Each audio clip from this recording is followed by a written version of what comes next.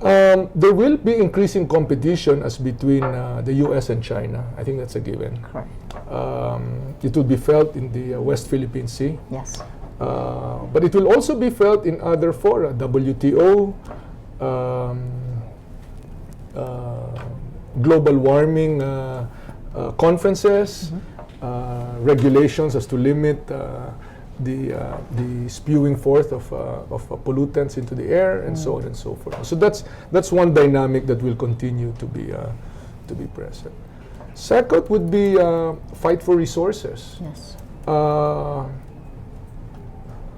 When I was in high school, it's a long time ago, I remember our socioeconomic class, and there was like 4 billion people on Earth. It's now 7 billion, well on its way to 8 billion, doubling. And the Earth has not grown. I mean, it's the same amount of hectareage, the same seas and oceans, and the same resources. No? So you have twice the number of people that have to feed off the same. So resources, minerals, food, water, clean water is going to be a major issue, and a fight for those resources are going to, competition for those resources hopefully doesn't evolve into a fight. Competition will become quite intense. No? I think that the impact of global warming is going to have substantial effect on us. Unfortunately, we are not the cause of that problem.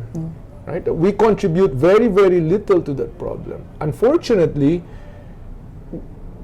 the impact of that problem is felt very much by us because of changing weather patterns. You know, we have 25 storms every year, and you can see that by the intensity of it, by the strength even of the usual habagat. I mean, the torrential rains that come from habagat is really quite severe.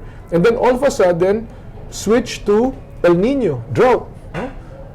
So we're going to be feeling the impact of climate change, even if we are a very small contributor to the problem. These are some of the sort of global patterns. No? Increased fundamentalism in the Muslim world. That's something that we have to be very, very careful about, and that's why it's very important that the peace in Mindanao is secured as early as possible, so that we don't enter that sphere where the ISIS and the more fundamentalists and the more extremists take root here in our countries.